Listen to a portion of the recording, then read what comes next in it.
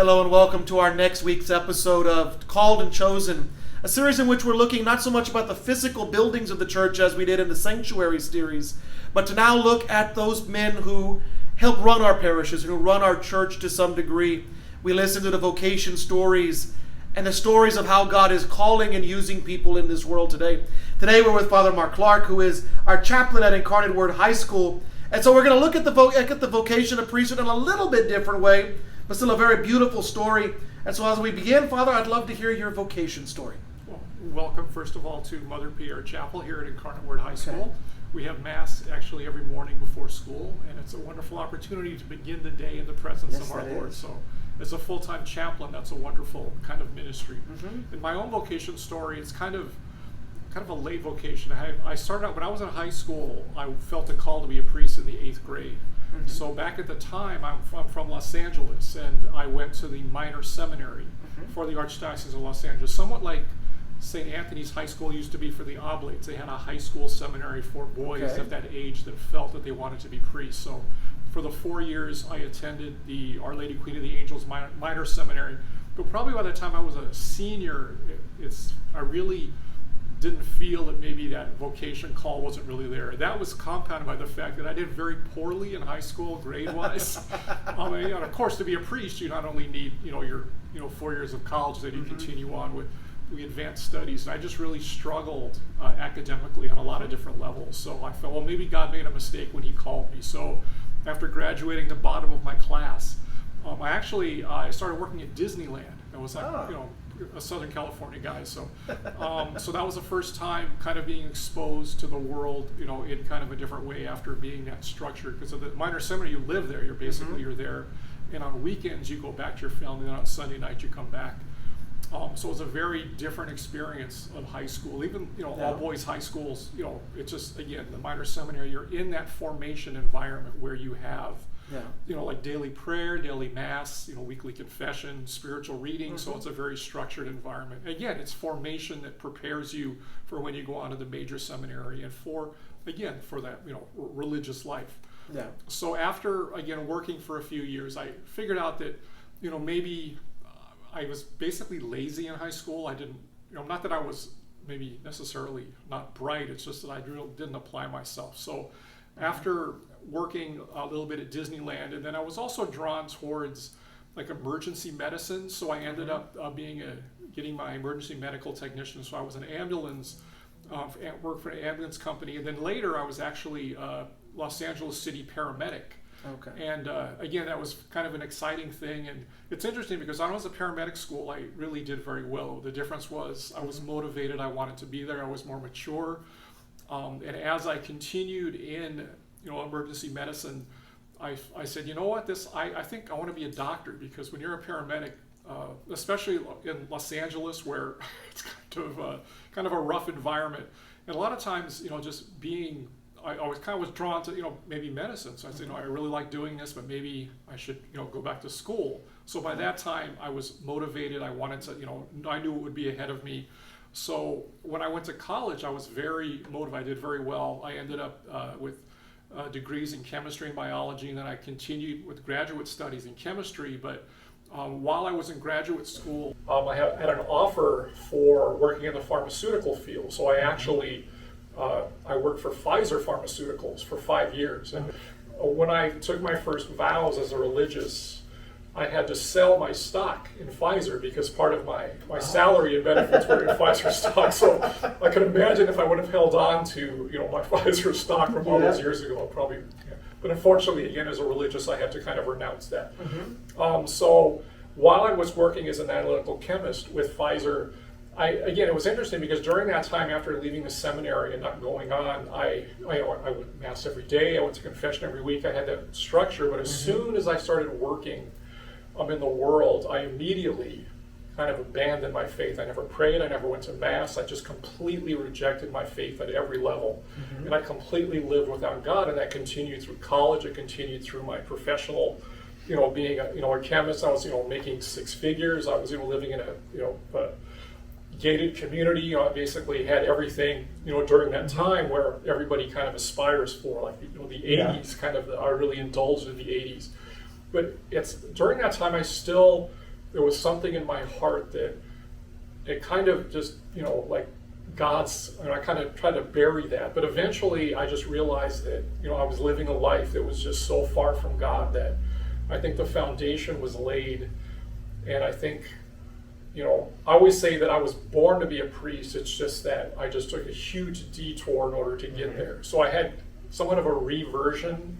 And a lot of that had to do with Mary. I think Mary kind of guided me back towards the church again. And that's also what kind of led me to religious life, because after I realized that I think maybe I should be a priest. And Mary, again, she was instrumental in that. And the Claretian missionaries, the technical name is the Missionary Sons of the Immaculate Heart of Mary.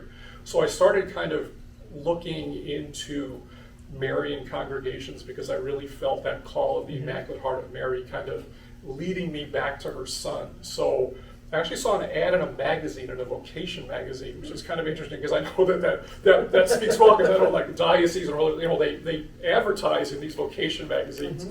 And there was an ad, and it showed a picture of St. Anthony Claret, like an old black and white picture, and it said, "Why did they try to kill this man 14 times?" And then, then in the little letters it said, because he courageously preached the gospel of Jesus Christ. So it's kind of interesting. I never heard of St. Anthony Claret. And then as I'm reading, the Missionary Sons of the Immaculate Heart of Mary, I go, ooh, because I had kind of developed a devotion to the Immaculate Heart of Mary. So again, you see how, that wonderful providence of God kind of leading me. So what's interesting is the Claretian missionaries, their headquarters at the time of the Western Province was in Los Angeles. And the parish in the Diocese of Orange, where I was, the Claretians ran a parish that was in the city I lived in. I didn't even know that. So I made that initial connection. And then I met with some of the Claretians, and then we have our big retirement center in Los Angeles. So I was able to meet with Claretians, and then I applied. And what's interesting is we, as religious, you're kind of have that missionary spirit. So our formation at the time was in Berkeley, but we had just made the transition to come to San Antonio because we, as the Claretians, again, we've been in San Antonio since 1902. And the cathedral, San Fernando Cathedral, was the very first parish that we as a congregation ever took on in the world, because we're a missionary, kind of a preaching order. We were founded to preach missions, but there was a need for Spanish-speaking priests, because St. Anthony Claret was from Spain, so we had a lot of Spanish-speaking priests. And at the time, the bishop, here, but this is, I think it was all, maybe not one diocese, the whole state of Texas, but definitely southern Texas, and they needed Spanish-speaking priests. So they made an appeal to the Claretians because St. Anthony Claret, he was the bishop of Cuba. So they had that connection of who he was, but he was back in Spain. So as a congregation, they wrestled. They said, we're a preaching order, we don't do parish ministry. But St. Anthony Claret always said, we do what's most urgent, timely, and effective to preach that gospel message.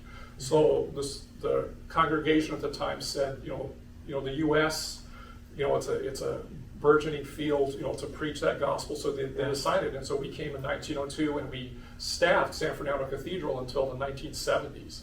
So, again, our Immaculate Heart of Mary, the parish where I live now, that was built in 1912, but the rectory, like our mother house, was built, beginning in 1902. So that's kind of our Claretian roots. So we made the decision to do our formation back in San Antonio when I joined in the 90s. So, I left LA and I came to San Antonio, and then that's when we began to study at the Oblate School of Theology. So it's kind of a wonderful, sense of, history, here of San Antonio. Because again, I never lived anywhere besides LA. I guess if you're coming from Los Angeles to Texas, probably the easiest transition of all those cities in Texas is to come to San Antonio. But again, it's been a blessing because I never really wanted to be a diocesan priest. I never wanted to just work in a parish. And I think, the diocesan life versus, I guess maybe we can, I'll maybe develop that a little bit later, but I was blessed because during my formation in San Antonio and elsewhere, I was able to be involved with that kind of youth ministry and with the schools, and that's something that's been a very kind of, close to my heart. So during my formation, I would do ministry, like at the parishes, it would be assigned ministry. I worked up with confirmation classes, and then I used to do ministry at the different high schools. I would come and do and help with retreats and that kind of thing. At the time, also, one of our priests was a theology teacher at Antonian for a couple of years. So while I was still in formation, I would kind of get involved with that. But I really had this wonderful, sense of working with young people. And it's played out very well because as a priest, in fact, next week on, January 31st, the Feast of St. John Bosco, I was ordained on the Feast of St. John Bosco. So on the 31st, that's my 19th anniversary of ordination. Probably 16 out of the 19 years I've been a priest have been involved directly in either being chaplains at Catholic high schools or at being campus ministry at universities. So as a priest, I've never been a pastor. I've only been assigned to a parish as an associate or as a vicar for 3 years, but during those 3 years, I was actually chaplain at the high school that the parish ran in Los Angeles. So all of my ministry has pretty much been focused around working with young people. And again, that's been a great blessing. And the Claretians, not so much in the US, but in other parts, in other countries, the Claretians, we run schools in Latin America and Spain. So both colleges and high schools, so secondary schools. So that is an important charism of the Claretians. Again, not so much here in the US, but in other countries. The Claretians are very well known for working specifically in academia, not maybe so much as with the Salesians or something, but again, we do have that history. So my first assignment as a priest, again, I was ordained a deacon here in San Antonio, and then I was ordained a priest at San Gabriel Mission in Los Angeles, where we have the parish. And so again, the only time I was ever assigned to work directly in a parish was like an associate. We call them associate pastors, I guess most people call them like the parochial vicar. So that was the 3 years, and again, during that time I was a chaplain, but I also did a lot of other ministry. And then from there, I began to kind of do other ministries. So I came to San Antonio, and then my ministry, I worked for the Archdiocese in the campus ministry office. So I worked directly with some of the rural, so I was a chaplain over at Texas Lutheran, and then Schreiner University in Kerrville. So it was kind of those rural, and then also I used to all go to Uvalde, I forgot, Southwest Texas. I forgot what the name of the university is. It's been a while. So working with the Archdiocese and with the Office of Campus Ministry, and also helped, like I said, masses at UTSA sometimes and Trinity.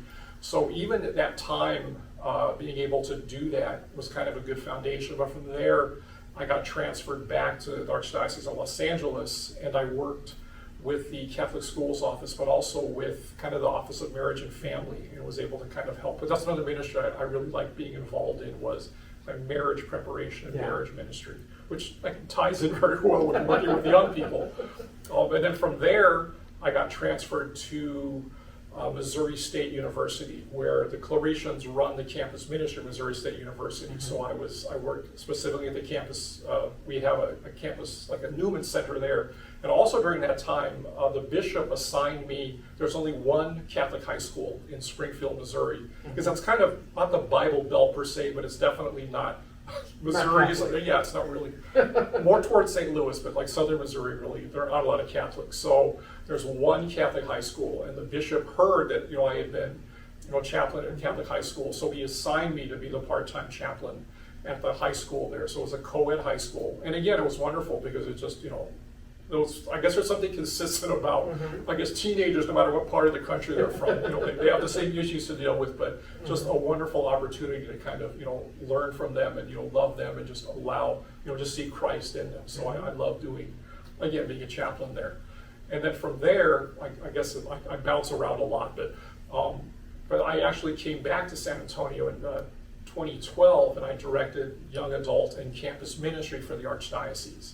So in that capacity, directing that ministry, so it was kind of overseeing the campus ministry for like the Alamo Community Colleges, for Trinity, for UTSA.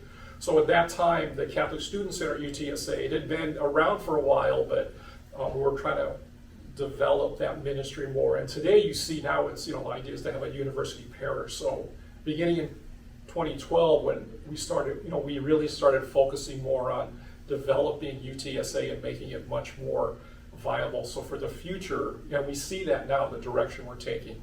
But again, I continue to help with masses at not so much the Catholic universities because they have their own chaplains, but just focusing on, and also the young adult ministry to try to support the pastors in their desire to kind of just have a more vibrant type of young adult ministry activities for them.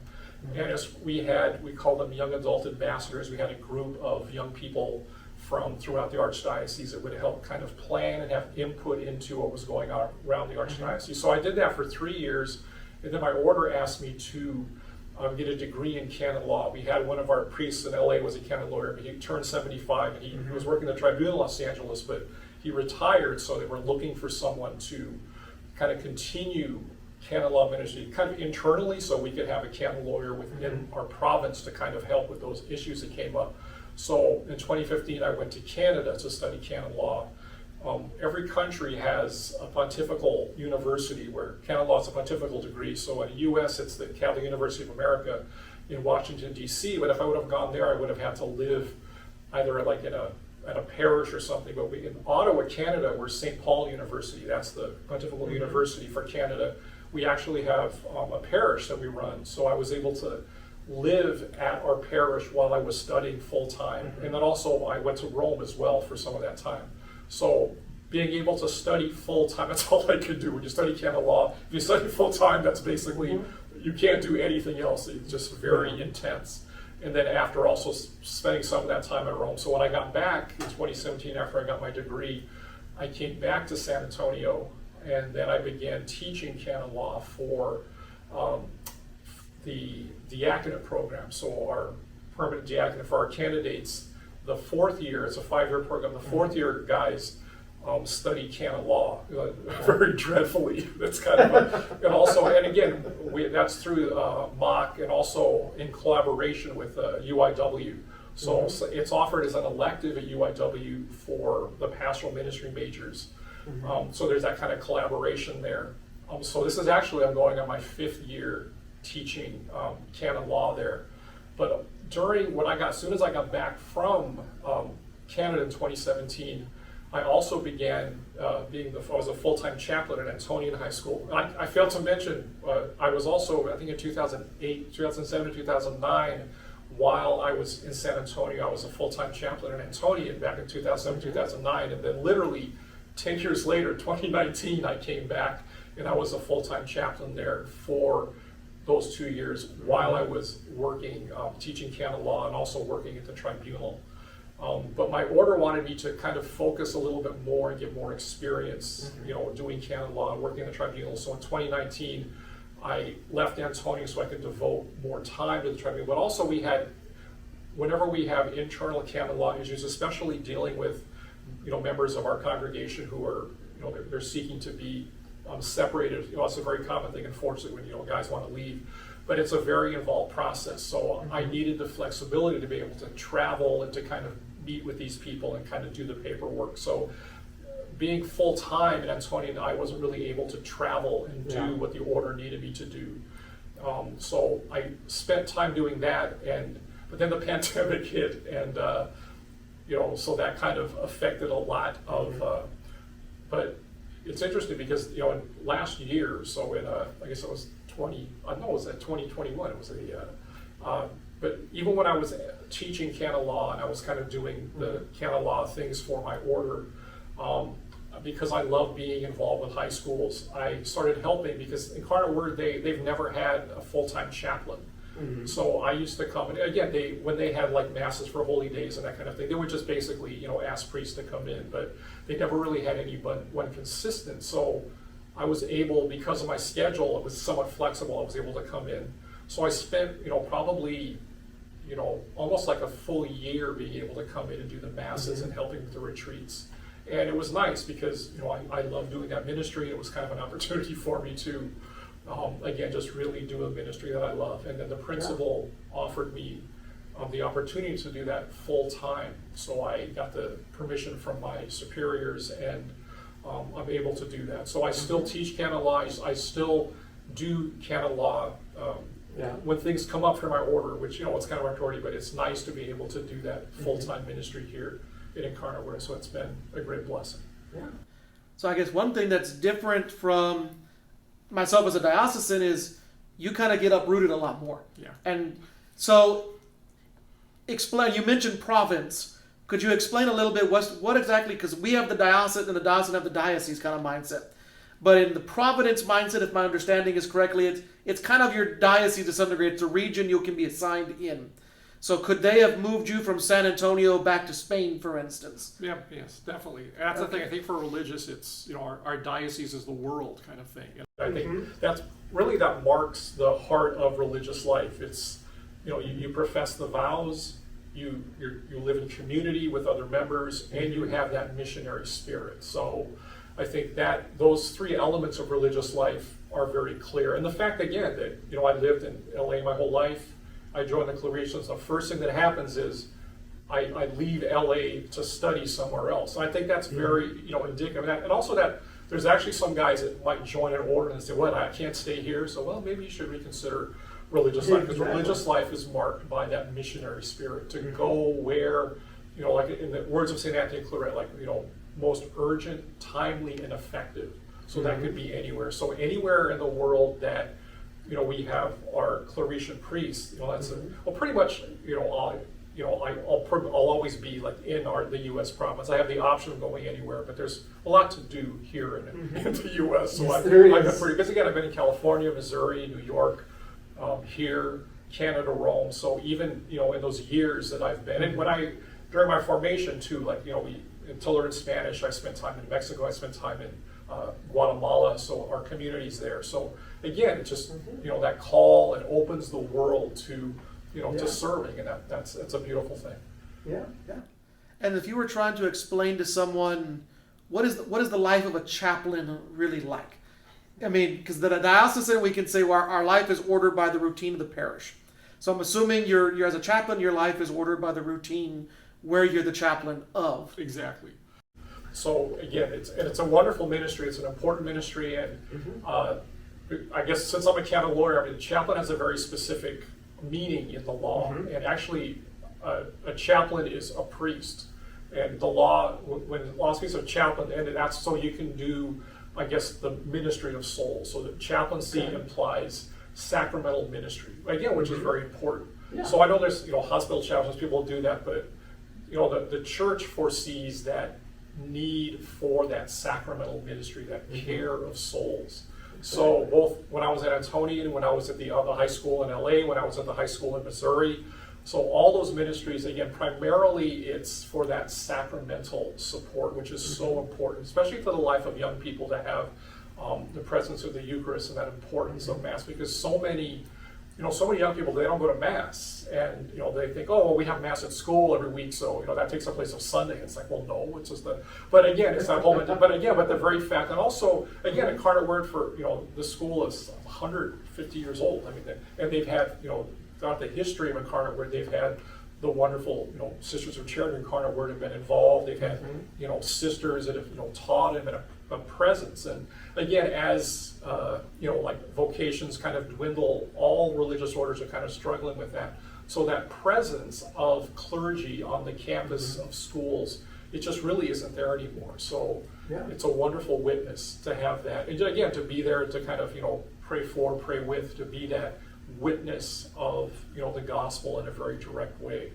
And again, at all the high schools that I've ever been a chaplain, just it's that presence, that ministry of presence. Besides, the ministry like to be at the lunches, to go to all the games, to kind of, support the faculty and the staff and the parents the best you can. So it's kind of, like you're almost like the pastor of the school is probably a good way to think of that, and everything that's involved with the ministry of a pastor and serving the needs of the people God entrusted them. It's the same thing, at the school. Well, and you give a very beautiful example to the kids too, because the world is giving them a very specific understanding of what it means to be a human being today in our society. And to see someone walking around in black with a collar on, it challenges that meaning of the world a little bit. To be able to see, well, life may not be exactly what I think it is. You're able to tell them, like from your story, I had the house, I had the car, I had the bank account, I had the stock. yet you still see me here. And I think there's a message in that we're able to give to youth. Most definitely. It's funny because I'm happier now than I ever was when I had all that stuff. And people, it's hard to wrap their heads around that, because again, we tell them, and again, in Incarnate Word, we have wonderful, successful young women who have done amazing things, and we encourage them to go out and change the world. But just our culture just tells you, that you're out there for a reason. You want money, sex, and power. That's what they get, and then. But to have someone that has all that, but to kind of give that up for a greater purpose, that's a wonderful witness, and I think it's an important witness. Yeah. So what would you say? I mean, outside of Mass, I think that's our favorite thing for any of us as priests. But what is one of your favorite things that you get to do as a priest besides Mass? That's tough, because again, it's funny. In the 19 years I've been a priest, I have said Mass every single day for the entire 19 years, and my goal is to basically die in every day I was a priest being able to say Mass. Yeah. So I'm also, I guess, hearing Mass and saying your confessions. I mean, those two wonderful gifts of the priesthood. That's what I love doing most. But just again, it's the presence. It's the opportunity to just serve God's people. God calls you to something beyond yourself, and the thing that's beyond yourself is those people that God calls you to serve. So just you have to love it. I mean, that's the thing. I love being a priest. And again, I like being a chemist. I like driving fancy, expensive cars and living in gated communities and having a different girlfriend every weekend. I mean, I like that, but I love being a priest and serving God's people, and I love it. So what do you tell some of these, maybe you have had these conversations about vocations with some of your students. They come and say, well, but Father, I like girls. I can't be a priest. I like girls. Well, no, and that's, you get that a lot. But I always say, it's the same thing. I mean, basically, God calls us to serve, and that's why ordination and marriage and the catechism, they're sacraments of service, of basically building up God's kingdom. Exactly. So it's just God calls you, and it's a response to a call. And it's not. I still love girls. I still I love God more. Except for and the same thing about marriage. I mean, basically, you're called to be faithful. So it's like, well, when you get married, does that mean God takes away? You're no longer attracted to anybody else while you're married? Of course not.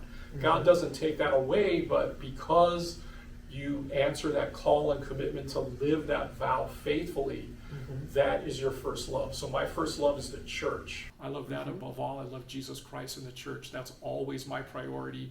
And again, a married couple, their first love should ultimately be God and then each other, which brings them, again, a spouse's role is to get your spouse into heaven.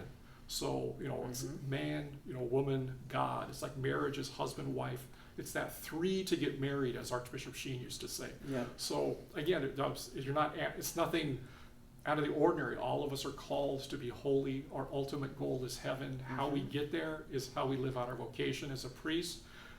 As a married couple, it's getting to heaven, and that's that priority. Yeah. How would you encourage? I know in a lot of our world today, when we look around, the vocation to the priesthood or to religious life as a sister, it's not the most encouraged thing anymore amongst our families. We want them to go be a doctor, a lawyer, pretty much anything but a priest. Anything but go be a nun.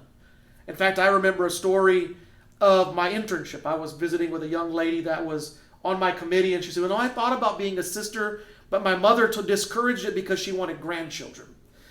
What are some things you can look at that you would say we can develop kind of practically in our church and in our communities, our families, to develop that culture, to develop vocation, an identity of it more in our society? Well, it starts at home. I mean, that's the thing. I mean, vocations are nurtured at home, and I it's those stories too. I mean, people. In fact, I was doing a PTA meeting when I was at a parish, and I was doing the opening prayer, and the pastor had another meeting, so we were waiting for him to come. So after the prayer, I said, out of curiosity, it was like 100 parents. If any of your kids asked you that want to be a priest or a sister, would you support them? And not one single parent raised their hand. Here we are, Catholic families are sending their kid to Catholic school. So it's almost a stigma. But what I would say is it's a call and it's a response to a call. So, but again, the faith has to be nurtured, at home. I mean, parents teach their kids the sign of the cross. I mean, when you're around the table, when you say grace, our faith is nurtured first and foremost at home, and if it isn't, that's where kind of vocations begin. And also, again, priests, and we always say pastors need to encourage vocations, we need to invite people, but we have to just, and probably the best thing is joyful priests and sisters. Yes. I mean, if priests have a sense of joy about their call, even though it's very difficult, again, your joy kind of shines through, and that's probably the biggest seller. If people see happy priests and religious, they're drawn to that because they have that joy that can only come from saying yes to God and that grace that God gives you to faithfully live out your call. Yeah. And that makes sense because a lot of times we look about it, I talk to those who are friends of mine or watch my own brother-in-law and my sister. We make fools of ourselves for our kids. We find ourselves doing things we never would have normally done before. And so maybe you're not the biggest sports fan, but you're going to be out there cheering for your kids here at the school. You may not, I don't know if I can see you swinging a bunch of pom-poms around, but you may do some of that stuff. We make ourselves look silly. We make ourselves look goofy at times because even though they always, that's the accusation that, you're never going to have a family, you're never going to have kids. You've had kids your entire life. Yeah.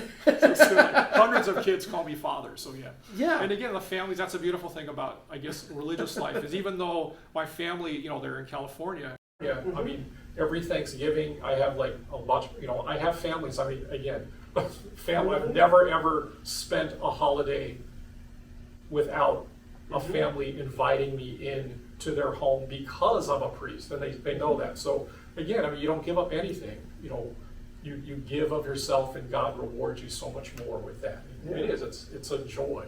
Yeah.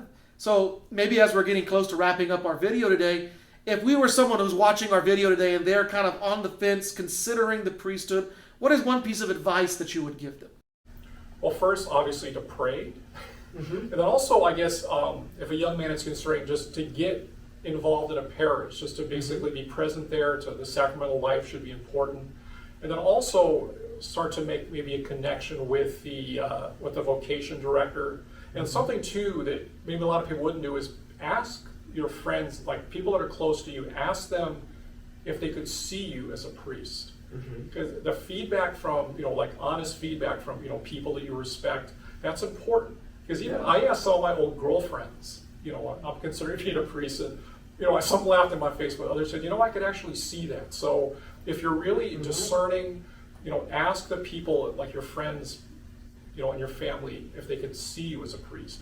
And that's important. And then again, kind of maintain that connection with a parish, and again, get involved, because as a priest you're going to be doing a lot of ministry. So if you need to feel comfortable at a parish, you need to feel comfortable doing ministry, and then just pray some more. Get a spiritual director, because formation it's a process, it's ongoing. But just begin and end with prayer. And again, if God calls you, He's going to give you the grace to faithfully live out your call. Yes. Well, that's awesome, Father. Well, I do want to thank everyone for tuning in for our episode today. What I do want to encourage, if you are considering the priesthood, or if one of your grandchildren, your nephews, someone in your family or a friend of yours is interested, encourage them, talk to them about it, ask, have you ever considered being a priest? And if anything else, know that my phone at Our Lady of Guadalupe in Helotes is always available. I'm sure Father is the same way. You can always call here to the school. You can reach out to him and ask for someone to talk to. Here in San Antonio, Bishop Gary Janysek is also our vocation director, so you have the opportunity to reach out and speak to him as well and ask those questions that can help us in answering the questions of not if God is calling me to a vocation, but to what vocation and where is He calling me to serve. And maybe the way we can look at it is, what kind of father is He calling you to be? We can serve on either side of the altar. And the two, I'm not sure, are that mutually exclusive, that you can see yourself being a priest but not a father of children, or a father of children without kids. And part of that call, I encourage you to continue praying, considering, and growing in this vocational mindset in our diocese and around the world. So we do thank you all for joining. We thank Father Mark for his story today. We pray for the continued success of your program here and in the great work that you're doing with the youth here at our Incarnate Word High School. But on behalf of everybody else, we want to say thank you for tuning in with us today, and we look forward to having you tune in with us next week. If you're considering a vocation to the priesthood or the brotherhood, the Claretian missionaries is a beautiful option. It was founded by St. Anthony Mary Clarke. And again, he was a bishop, but the criteria, I guess what the Claretian missionaries are known for is St. Anthony Clarke had a great love for the Eucharist. He had a great love for Mary and her Immaculate Heart and that beautiful evangelizing spirit. So the Eucharist, Mary, and going where the church needs the most effective ministry possible. So if that sounds like something that might kind of ring a bell in your heart, if God is calling you, then our website is myclarette.org. MyClarette, which is like Clarette, close to my heart, MyClarette, and that has all the information about our ministries in the United States. It has about the background of St. Anthony Mary Clarke and just the wonderful ministries that we do here in the United States since 1902. So St. Anthony Clarke, a wonderful saint, just a beautiful love for the Eucharist, a beautiful love for the church, a beautiful love for Jesus Christ, for evangelizing. And if God's calling you to be a priest, if you want to be a priest, you have to, you say yes, and then you have to figure out, well, how does God want me to live out my priesthood? Does he want me to be diocesan, kind of serving my local community and my local diocese, or is God calling me to kind of expand the gifts I have and to share those with the wider world? So a beautiful way to figure out, God calls me, how does he want me to live out that priesthood? So that's an important part of discernment. And if you have that missionary spirit in your heart, consider the Claretian missionaries.